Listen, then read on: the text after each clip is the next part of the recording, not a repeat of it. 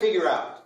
Think about it. You've got state labor fed, you've got local association, you've got all of organized labor, you've got all of the progressive community, you've got all of the community-based organizations, just about every single group that's not part of the moneyed interest, that's not part of the Billionaires Club, have come together for one main reason, and that is to protect our viability as communities. And when you think about that, that's about protecting our rights, our voice, our right to participate in politics. It's also about protecting public education.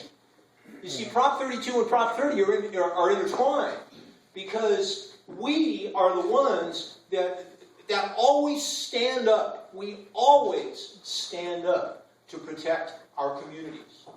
Educate and labor. Just over at the Labor Hall here, as about 250 people started heading out. Somebody asked me how many folks were there out walking precincts, and I said, gee, it looked like about 250, but as I was leaving, there were still people driving up. You see, and that's happening in every single community all across the state today. Here's the critical thing for us, and why the work that you're doing right now is so important. It doesn't really matter what people say if they don't vote. And the thing is, we have worked so hard everywhere that if the people that have told us they're with us actually vote, I'm trying to remember the technical term, we kick serious butt. Okay? And that's because of what you've been doing. It's because of the work that you've done day in and day out. Not only talking to strangers on the phone, but talking to friends and family. Getting the word out. The truth that comes out of you is what's making the difference. And I can't tell you enough about how important it is to stay in it at 150% until about 8 p.m. on Election Day. Because if we continue to do what we've been doing to this point, we win.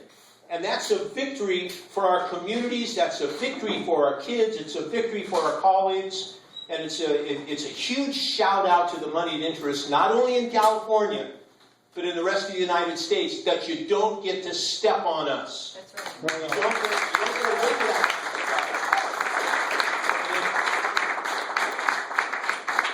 If you've got any thought about coming after our kids, you got to come through us.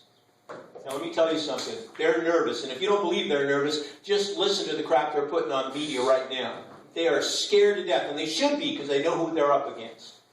And talking about who they're up against, I'm going to bring one of my friends to the microphone right now. Art and I have been partners for a while. Before I was president of CTA,